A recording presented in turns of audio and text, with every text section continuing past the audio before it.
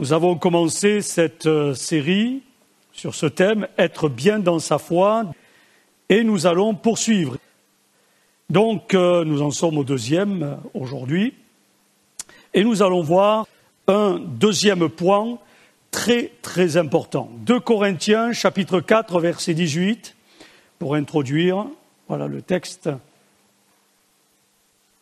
qui nous intéresse. Alors, je vais le lire tout d'abord avec la traduction Louis II, donc classique, que beaucoup ont. Et puis ensuite, je le relirai, ce verset, avec la traduction du Semeur.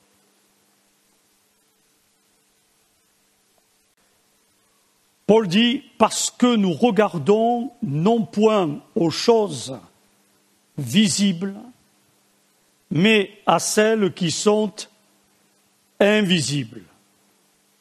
Car les choses visibles sont passagères et les invisibles sont éternelles. » Bible du Semeur. Et nous ne portons pas,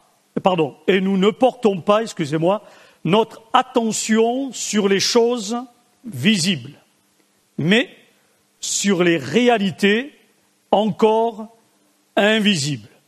Car les réalités visibles ne durent qu'un temps, mais les invisibles demeureront éternellement. Alléluia. Et nous ne portons pas notre attention, j'ai envie de rajouter, que sur les choses visibles. J'aime ce qui suit parce que c'est presque un paradoxe, puisque Paul dit « mais sur les réalités encore invisibles ». C'est ça le paradoxe, c'est réalité encore invisible. Normalement, tout ce qui est réel est visible. Je ne sais pas si vous êtes d'accord avec moi. On pourrait disséquer cela dans tous les sens, mais une réalité encore invisible, c'est un peu compliqué parfois. Bien que, et nous allons voir que ce n'est pas si compliqué que ça pour être bien dans sa foi. Pourquoi ? Parce que la dernière fois, je vais le rappeler, nous avons parlé d'aller dans le bon sens ou vivre sa foi dans le bon sens. Pour être bien dans sa foi, il faut cela. Aller dans le bon sens, le sens que nous montre la croix. Ce matin, par rapport à ce que je viens de lire avec vous, nous ne portons pas notre attention sur les choses visibles, mais sur les réalités encore invisibles. Eh bien, si la foi va ou doit aller dans le bon sens pour être bien dans sa foi, il faut que la foi, ma foi, puisse aller au-delà des apparences. Il y a, et vous allez l'entendre et le voir avec moi, il y a dans la parole de Dieu des points forts, qui viennent de Dieu, donc c'est très fort, spirituellement, mais qui sont, pour beaucoup, des énigmes. Et quand on est face à des énigmes spirituelles, la foi peut parfois être vacillante. Elle peut malheureusement, ne pas trouver l'appui nécessaire pour se développer. Et pourtant, normalement, il ne devrait pas en être ainsi. Parce que la foi, ce n'est pas une démarche, puisque foi, ça veut dire confiance. Ce n'est pas une démarche qui va s'appuyer seulement sur ce qui est visible. Parce que ce qui est visible, en effet, et la parole de Dieu a raison de le souligner, ce qui est visible, c'est passager, ça se détruit. Mais il y a autre chose. Et la Bible en parle, sous forme parfois, effectivement, d'énigmes spirituelles, bien que la parole de Dieu nous donne, malgré tout, merci Seigneur, des réponses. Donc la précédente étude, je le disais tout à l'heure, c'était d'aller dans le bon sens, ou vivre sa foi dans le bon sens, et cela nous montre que pour être bien dans sa foi, il faut d'abord prendre tout problème, quel qu'il soit, personnel, global, dans le bon sens. Partir de ce que Christ, et on l'a vu dimanche dernier, a accompli à la croix, y entrer, ce qui permet de sortir et de trouver quoi donc? Hello, vous êtes déjà parti? Il faut rentrer et trouver des pâturages. Jean chapitre 10. Revenons donc à notre sujet de ce matin. Il faut admettre que, effectivement, je l'ai dit, je le répète, que la foi se trouve en effet confrontée à des énigmes. Et ça sera comme ça jusqu'à la fin de vos jours. Pour être bien dans sa foi, il faut arriver à assumer les énigmes et à les dépasser. Sinon, je l'ai dit tout à l'heure, votre foi va vaciller. Et vous allez vous éloigner de Dieu. Il n'y a rien de pire que de se les cacher, les énigmes. De dire, bon, allez. Ou même de les refouler en se mentant à soi-même. Non. Je pense qu'il faut admettre que nos incompréhensions sont source très souvent, reconnaissons-le, de malaise intérieur. Quand on n'arrive pas à comprendre quelque chose, on se bloque. Je ne sais pas comment vous êtes, vous, mais moi ça m'arrive, hein. Je me bloque. Je ne comprends pas, je voudrais comprendre, j'ai beau essayer à comprendre, je ne comprends rien. C'est pas évident. On tourne en rond. Et c'est ça qui peut fatiguer, certes, épuiser bien sûr, fatiguer, décourager, lasser. Et au lieu d'aller de l'avant, eh bien on recule. Parce que je n'ai pas compris, donc je recule. Parce que je n'ai pas compris, donc je reste là, dans mon coin, dans mon cocon, dans mon univers. Non. Pour être bien dans sa foi, spirituellement, il faut, pour le moins, je dirais, avoir appris à faire face à cela, à des incompréhensions, mais surtout avec l'aide du Saint-Esprit et de la parole de Dieu, et justement c'est pour ça que je vous en parle ce matin pour vous aider, posséder quelques pistes sérieuses, quelques pistes solides, non pas des choses qui seraient des a priori, des peut-être, des j'espère, des on verra. La foi ne se construit pas sur des peut-être, des j'espère et des on verra. La foi, elle se construit sur des réalités. La foi et la confiance en Dieu, elle se construit sur ce qui vient de Dieu. Donc il y a des choses que je peux saisir et d'autres que je ne saisirai pas tout de suite. Quand on marche avec le Seigneur, on démarre sa vie chrétienne avec Dieu. Et ça me semble tout à fait normal que quand on démarre, on ne sait pas tout. Et oui, c'est comme ça d'ailleurs dans la vie quotidienne, dans notre vie quotidienne. On apprend, on découvre, on va apporter un peu plus de qualité à notre vie au fur et à mesure que l'on apprend, que l'on est assoiffé d'apprendre, que l'on veut apprendre. Un jour, quelqu'un me croisait, qui m'avait connu dans le passé, et me dit mais Laurent, on ne te reconnaît plus entre ce que tu étais avant et ce que tu es devenu aujourd'hui. Eh bien, je lui ai dit, ça c'est la grâce de Dieu. C'est le miracle de Dieu. Parce qu'en effet, si vous m'aviez connu il y a 40 ans en arrière, ah mes amis, on dirait que c'est plus le même bonhomme, même moi quand je me regarde sur les photos. Non, ça c'est le mauvais exemple, ça. Non mais, je suis sérieux.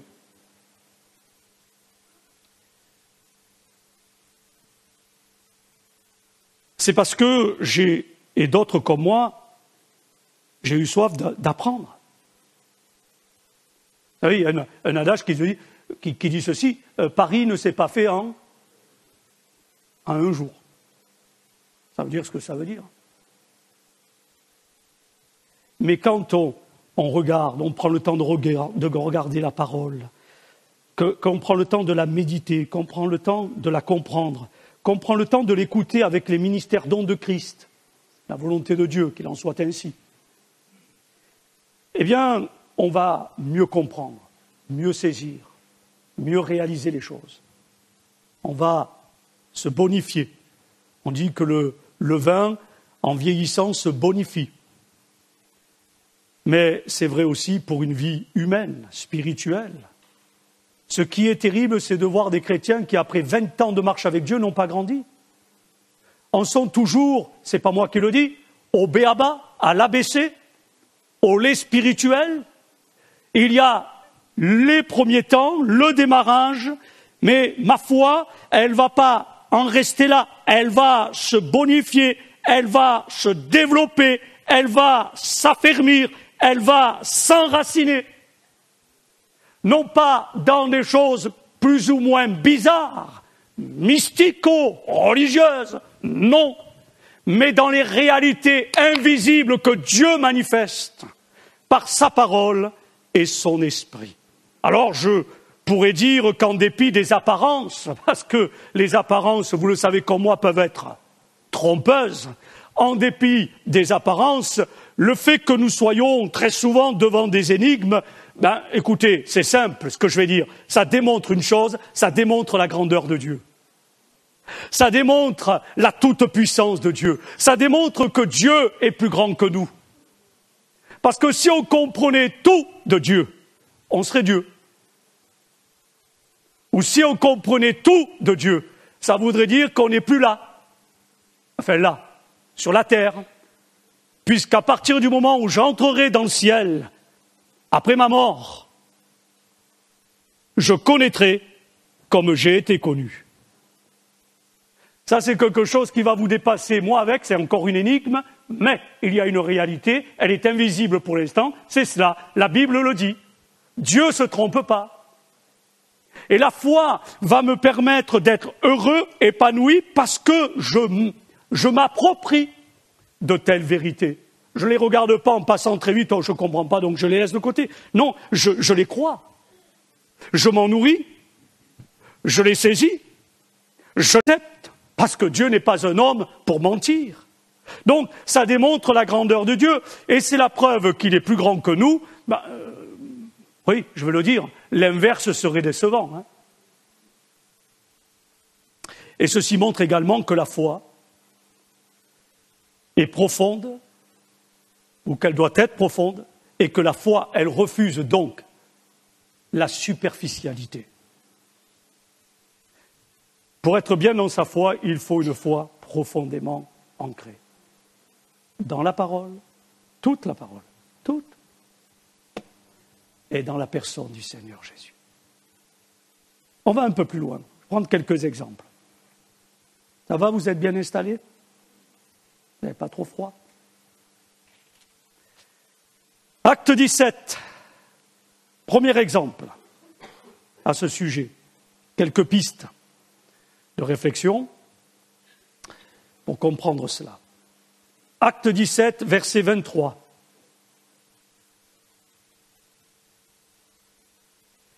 Verset 22. L'apôtre Paul, debout, au milieu de l'aréopage d'Athènes, dit: Hommes athéniens, je vous trouve à tous égards extrêmement religieux, car en parcourant votre ville et en considérant les objets de votre dévotion, j'ai même découvert un autel avec cette inscription: à un Dieu inconnu. Ce que vous révérez sans le connaître, c'est ce que je vous annonce. Continue. Le Dieu qui a fait le monde et tout ce qui s'y trouve, étant le Seigneur du ciel et de la terre, n'habite point dans des temples faits de mains d'hommes. Il n'est point servi par des mains humaines, comme s'il avait besoin de quoi que ce soit, lui qui donne à tous la vie, la respiration et toutes choses. Dieu a fait que tous les hommes, sortis d'un seul sang, habitassent sur toute la surface de la terre, ayant déterminé la durée des temps et les bornes de leur demeure.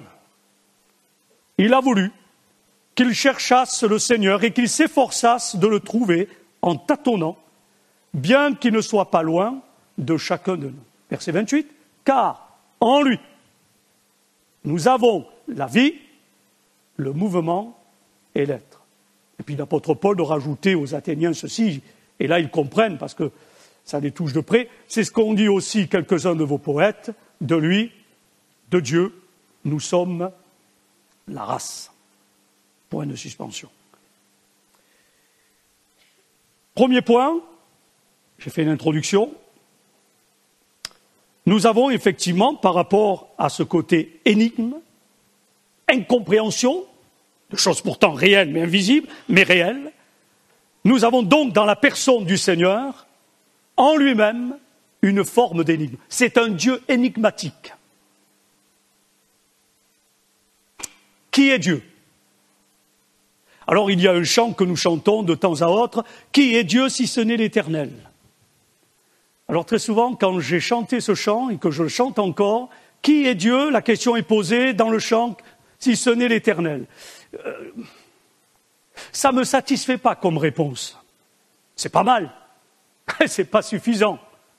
Parce que si vous dites à quelqu'un qui vous pose la question, peut-être vous la posez, chers amis, ce matin, « Qui est Dieu ?» Bien, je vais vous répondre, c'est l'Éternel. Point, on remballe, on plie la Bible, on rentre à la maison. Et vous allez dire, mais enfin, il est un peu rapide ce master pour expliquer quelque chose. Non, il faut répondre plus sérieusement. Qui est Dieu ? Alors vous allez dire, tiens, il va nous donner des réponses. Oui, je vais vous donner des réponses, mais pas personnelles, bibliques. Parce que si c'était moi, je ne pourrais pas vous répondre. Mais la parole de Dieu nous répond. Certes, Dieu reste une énigme dans sa personne, dans son essence. La Bible va jusqu'à nous dire, et je pense que c'est un point essentiel par rapport à Dieu, Dieu est amour. C'est un petit verset, c'est une petite explication, mais elle renforme beaucoup de notions et beaucoup de réalités, certes invisibles, mais qui deviennent à la longue visibles parce que le Saint-Esprit agit au travers de l'Église. Dieu est amour. Mais la Bible va plus loin que cela.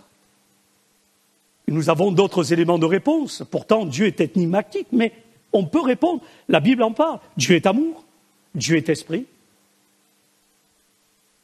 Dieu est saint. Dieu est fort. Dieu est créateur. Dieu libère. Dieu sauve.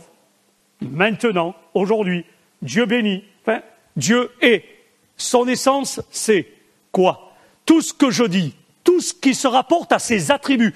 Un jour, on pourra développer les attributs de Dieu, si vous voulez bien. Mais quand on regarde les attributs de Dieu dans les moindres détails, qu'on prend le temps de s'y arrêter, attributs de Dieu, donc on va retrouver chez la personne du Père, du Fils et du Saint-Esprit, la Trinité, qui nous parle du Dieu créateur, du Dieu vivant et vrai, du Dieu d'Israël, du Dieu de notre salut.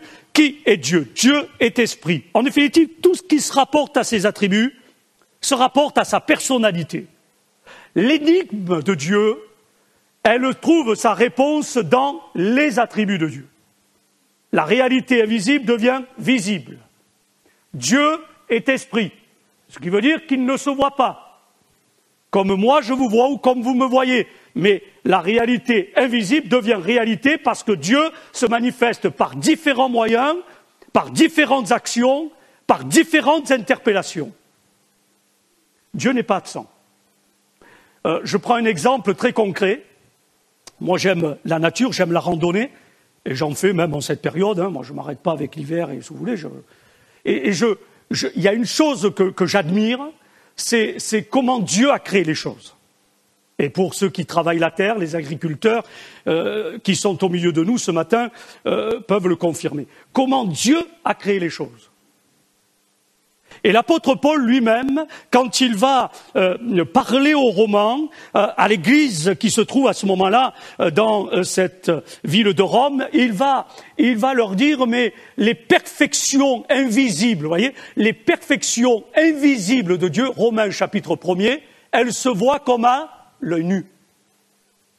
Et il va rajouter par rapport à ceux qui ne veulent pas croire, par rapport à ceux qui disent, bon, mais puisque les réalités invisibles, elles ne se saisissent pas, on ne peut pas les saisir, puisque Dieu reste une énigme, puisque beaucoup de choses, je ne les comprends pas. Alors c'est ce que je disais tout à l'heure, soit un chrétien recule par rapport à ça, soit quelqu'un qui n'est pas encore chrétien ne veut pas le devenir, ne veut pas accepter Christ comme sauveur, parce qu'il ne peut pas palper les choses. Mais c'est une aberration, c'est illogique.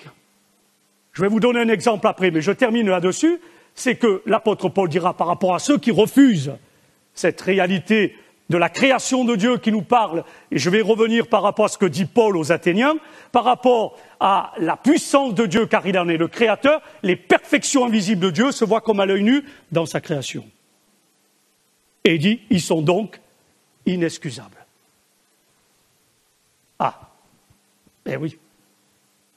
Je dis, j'allais prendre un exemple. Je trouve c'est une aberration de dire non, ben j'accepte pas Jésus-Christ comme sauveur parce que j'accepte pas l'Évangile, j'accepte pas Dieu parce que je le touche pas, parce que je le vois pas, parce que je le sens pas, parce que toutes ces réalités dont on me parle invisibles, moi j'aimerais qu'elles soient visibles. Mais il suffit de faire le pas. Il suffit d'ouvrir les yeux. Non pas sur un monde complètement fou, parce que là vous y verrez pas Dieu. Vous y verrez plutôt l'adversaire, le diable, le péché, les ténèbres. Pardonnez du peu, Dieu est amour. C'est pas Dieu qui met une arme entre les mains d'un enfant. C'est les hommes qui le font, dans leur folie. C'est pas Dieu. C'est facile de mettre Dieu sur le banc des accusés et de l'accuser de tous les maux qu'il y a sur la terre. Dieu est amour. Dieu veut faire du bien. Dieu a envoyé son Fils afin que quiconque croit en lui ne périsse point, mais qu'il ait la vie éternelle. Dieu nous aime. Les hommes ont du mal à s'aimer entre eux. Les nations ont du mal à s'aimer entre elles. Mais Dieu nous aime. Et quand je disais que c'est une aberration de ne pas croire, on est inexcusable, parce que Dieu a mis tout en œuvre, dans le sens qu'il parle tantôt d'une manière, qu'il parle tantôt d'une autre, et la Bible dit dans le livre de Job que c'est l'homme qui n'y prend point garde, qui ne veut pas croire. Personnellement, quand je rentre chez moi, le soir, on est encore dans des périodes où il fait nuit, à 21h, 21h30. Ça va bientôt changer. Mais quand je rentre, la première des choses que je fais chez moi, j'appuie sur quoi? Sur un petit interrupteur. Tic. Paf. Pour qu'il y ait la lumière. Et parfois même, vous avez certaines choses, certaines possibilités aujourd'hui par le biais des nouvelles technologies avec votre portable, avec des applications. Puis il faut appuyer sur quelque part, de toute façon. Tout s'allume, tout se ferme, tout s'éteint, enfin bref, pourvu que ça ne tombe pas en panne. Enfin, moi, personnellement, j'appuie. Paf. Tout s'allume. Et l'obscurité de l'intérieur de ma maison s'en va. La lumière est là. Mais quand j'appuie sur l'interrupteur, avant d'appuyer, je ne m'assois pas, voyez, avec une feuille, un stylo, pour comprendre comment est formée l'électricité, est-ce que quand je vais appuyer, comment ça va fonctionner, comment elle va arriver, avant d'appuyer en me disant, quand j'aurai compris, j'appuierai sur l'interrupteur. Vous faites ça, vous? Non, vous ne réfléchissez pas. Vous appuyez sur l'interrupteur parce que vous savez qu'en faisant ainsi, la lumière va venir. Vous ne vous posez pas la question avec des mathématiques et de la physique et je ne sais pas encore pour dire oui, est-ce que c'est bien, est-ce que c'est vrai, est-ce que... Non, vous le faites. Vous faites le pas. Oui ou non? Ah, vous êtes comme moi, j'ai eu peur, je croyais que j'étais tout seul. Eh oui, et je pourrais multiplier d'autres exemples. Pareil pour votre voiture, quand vous rentrez à l'intérieur, vous n'allez pas prendre un papier, un crayon et calculer le pourquoi, le comment elle démarre, pourquoi elle avance, pourquoi ceci, pourquoi... Non, vous l'utilisez, oui ou non? Ah, vous êtes comme moi. Et pourquoi avec Dieu on fait autrement? Je vous pose la question. Ah, quand vous prenez votre voiture, quand vous rentrez chez vous, que vous appuyez sur l'interrupteur, c'est des réalités invisibles qui deviennent visibles parce que vous faites le pas. Parce que vous croyez que ça va fonctionner. Parce que vous en êtes convaincu. Parce que je dirais, allez, vous l'avez pratiqué déjà. Mais si vous ne faites pas le pas avec Jésus par rapport à la foi, confiance totale, complète, absolue dans sa puissance, son autorité, son amour, sa justice, sa vérité, mais vous allez rester toujours dans l'obscurité, vous allez toujours rester sans avancer, et vous ne serez pas bien dans votre foi. Et vous allez reculer, et vous allez chercher toutes sortes d'autres moyens. Vous allez chercher toutes sortes d'autres prédicateurs, vous allez chercher toutes sortes d'autres lieux pour vous dire peut-être là je vais trouver. Mais vous allez tourner en rond parce que vous ne trouverez rien du tout. Ce n'est pas une question de lieu, de prédicateur, de ce que vous voulez, c'est une question personnelle de choix par rapport à la foi, mon engagement, ma consécration, j'y vais ou j'y vais pas. Est-ce que c'est simple? C'est pas toujours simple. Il ne faut pas limiter Dieu à ce qui existe et ce qu'on voit seulement. Parce que si on fait cela, on devient malhonnête à tous les niveaux intellectuels, scientifiques, moraux et spirituels. L'homme, quelqu'un a dit ceci, l'homme ne se perd pas en Dieu. Au contraire, il s'y retrouve.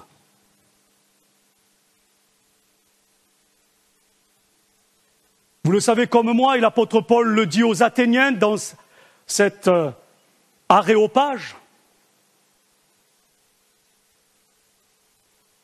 Il va dire, en lui, nous avons la vie, le mouvement et l'être.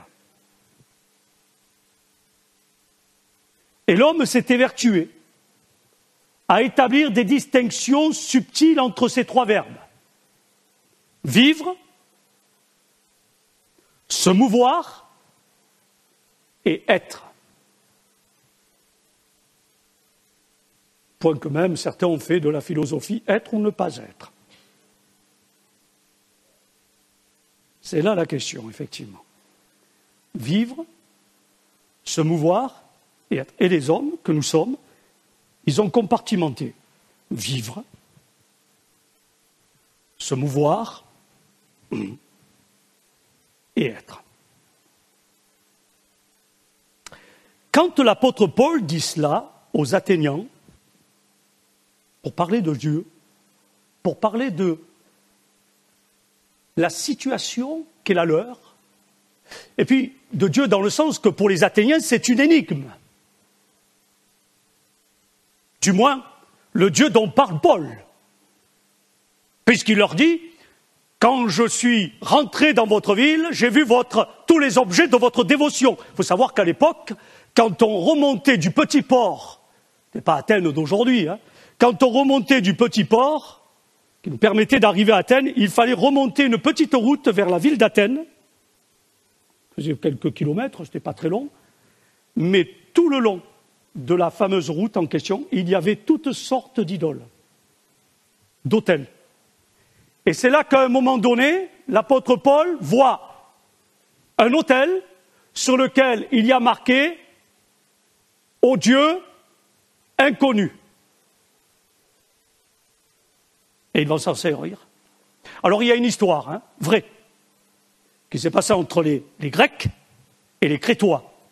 Alors je ne vais pas rentrer dans l'histoire vraie du pourquoi s'est édifié cet autel, peut-être je le ferai un vendredi soir en évangélisation et vous allez toucher du doigt toute la puissance de Dieu. Quand Dieu agit aujourd'hui, il y a des répercussions demain. C'est un autre sujet. Mais il va se servir de cet autel à un Dieu inconnu. Ce Dieu que vous révérez et que vous ne connaissez pas, eh bien moi je vous l'annonce, c'est Jésus-Christ. Et là, il va dire, en lui, nous avons la vie, le mouvement et l'être. Et par ces trois termes, l'apôtre a voulu épuiser en quelque sorte l'idée que nous n'existons qu'en Dieu et que par conséquent, il ne devrait pas être impossible pour nous de le chercher et de le trouver parce que dans notre vie, parce que dans notre démarche, parce que dans le fait que nous soyons une créature selon la volonté de Dieu, nous pouvons le trouver. J'amplifie l'exemple avec, toujours dans le livre des Actes, au chapitre 14, du verset 8 les versets qui suivent, jusqu'au verset 20, mais il est question de l'apôtre Paul et de Barnabas qui vont arriver dans la ville de Lystre. Ils vont être parmi les Lycaoniens, et là, il se trouve qu'à Lystre, ils vont rencontrer un homme qui est impotent des pieds, boiteux de naissance, qui n'avait jamais marché. Et l'apôtre Paul va prêcher l'évangile. Il va prêcher Jésus-Christ, Sauveur, Seigneur, celui qui sauve, celui qui guérit. Il va prêcher ce qui était une énigme pour cet homme, et pas seulement pour lui, pour tous les Lycaoniens.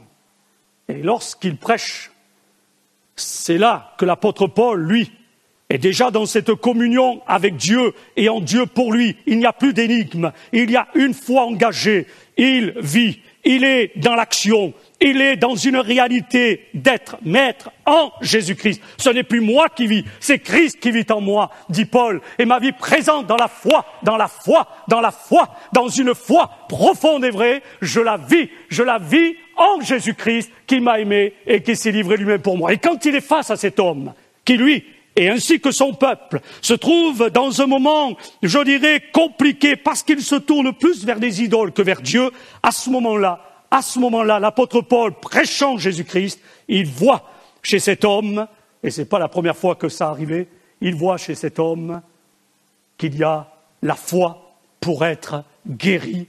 Alléluia. Alors il va lui dire, lève-toi droit sur tes pieds, et cet homme va se lever, non pas en disant, est-ce que je peux, est-ce que je ne peux pas, est-ce que je vais tomber ou pas. Non, il se lève d'un bond, et il se met à marcher. Pourquoi?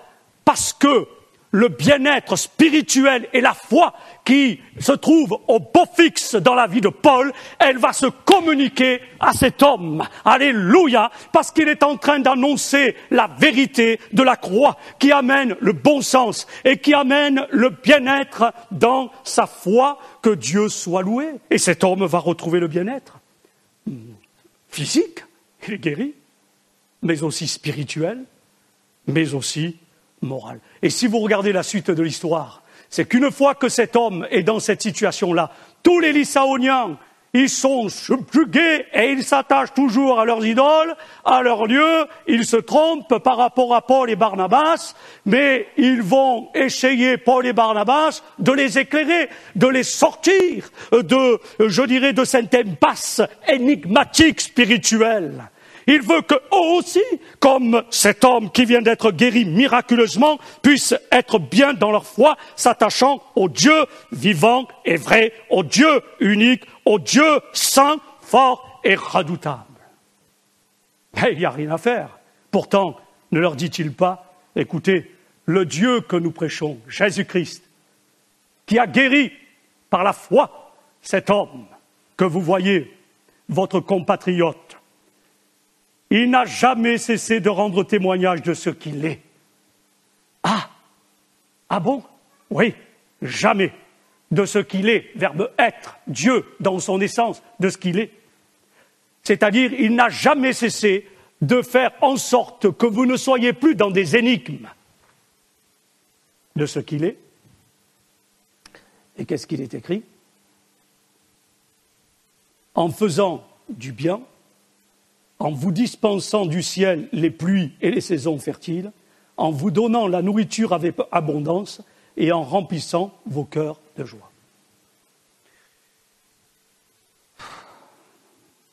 Quand vous dites ça aux hommes d'aujourd'hui, et je parle en connaissance de cause en tant que pasteur, je rencontre beaucoup de gens. Quand vous leur dites ça, bien sûr vous l'abordez d'une autre manière, mais vous leur dites ça, qu'est-ce qui se passe? Il se passe qu'ils sont bloqués. comment peut-on être bloqué quand on dit que Dieu les a bénis?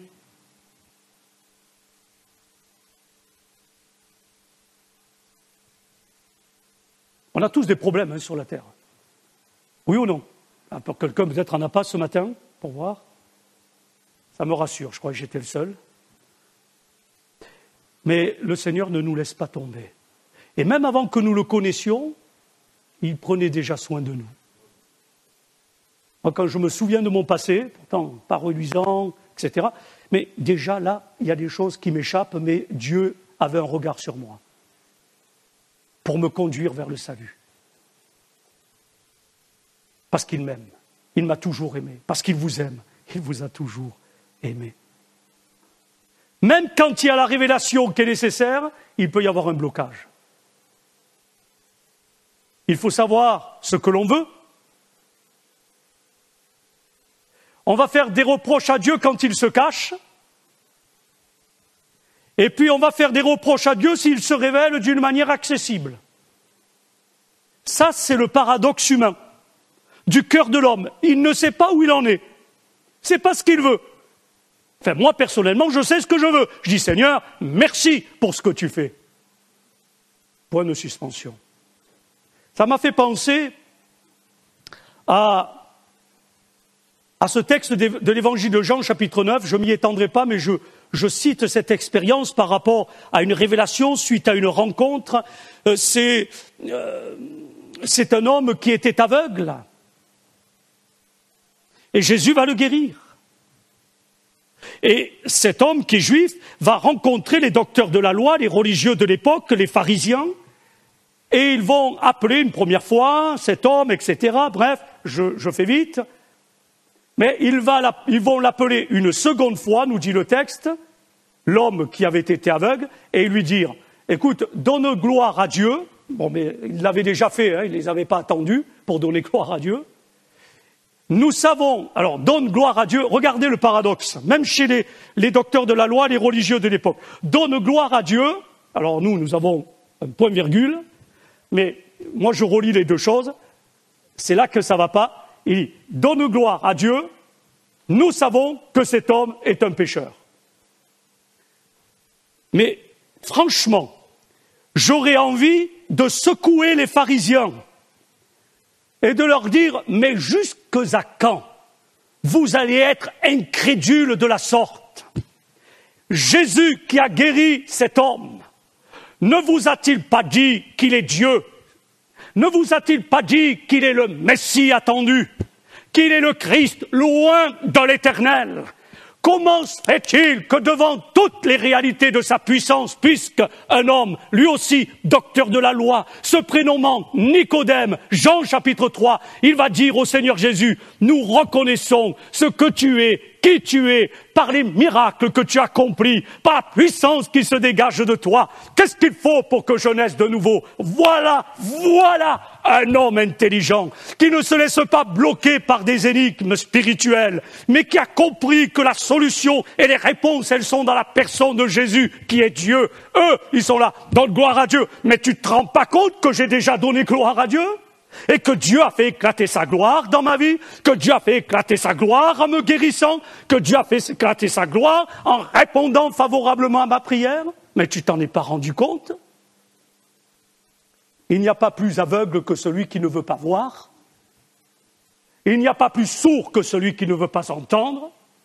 Et je vais dire une chose, après tout, ce n'est pas de ma responsabilité, ou si vous dites la même chose que moi, c'est la responsabilité de celui qui ne veut pas croire et entendre. Mais l'homme qui a été guéri, l'homme qui a fait le pas de la foi, l'homme qui veut être bien dans sa foi, l'homme qui a été au bénéfice du secours d'un Seigneur qui ne manque jamais dans les temps de la détresse, lui, il va leur dire, écoutez-moi bien, je rentre pas dans un débat avec vous, religieux, spirituel, parce que ça servira à rien, vous êtes bouchés, mais je vais tout simplement dire ceci, écoutez, s'il est un pécheur, moi, je ne sais pas, mais par contre, je sais une chose, c'est que j'étais aveugle et que maintenant je vois. Alléluia! C'est pas compliqué pour être bien dans sa foi. Vous n'avez pas besoin d'avoir toutes les réponses, de savoir est-ce que Jésus est barbu, des longs cheveux, est-ce qu'il est noir, il est blanc, il est jaune. Mais je le dis sérieusement. Racontez une histoire. Ça va, vous n'êtes pas trop pressé? Il y a quelques années de cela, nous avions mis un stand pour, dans un cadre particulier, avec l'autorisation bien sûr, de la mairie de Montpellier. Et nous étions installés sur la place, à l'époque on l'appelait plutôt la place de la Comédie, aujourd'hui c'est la place de l'Europe. Il y a les Trois Grâces. Vous connaissez Montpellier? Ben écoutez, allez-y le week-end prochain. Faites un crochet par l'église, à Richter. Ceci étant dit, nous avions installé un stand biblique, et puis des gens, des contacts, qui venaient chercher des évangiles, poser des questions, voilà, des gens avec qui nous avions de très bons contacts. Et puis d'un seul coup, en plus il faisait chaud ce jour-là, on voit arriver un garçon rasta, un rasta. Vous savez ce que c'est un rasta? Un rasta. Et comment il regarde. Et puis il commence à m'attraper, il me dit il faut que je te parle. J'ai dit, qu'est-ce que tu veux me dire? Il me dit, voilà, je vais te dire une chose. C'est que Jésus s'est révélé à moi. Ah, alors dis-moi comment. Jésus s'est révélé à moi l'autre jour lorsque je marchais sur la départementale numéro, bref, c'était précis, et il s'est révélé à moi dans le goudron de la route. Ah, mince. Comme j'avais devant moi un rasta, j'ai fait le rapprochement. J'ai dit certainement qu'avant d'arriver au stand, il s'est arrêté, reprendre quelque part un petit peu d'énergie avec sa petite herbe de poche. Donc, il me dit, je suis sérieux, tu as l'air de ne pas me croire. J'ai dit, oui, c'était compliqué la discussion. Je l'ai vu dans le goudron.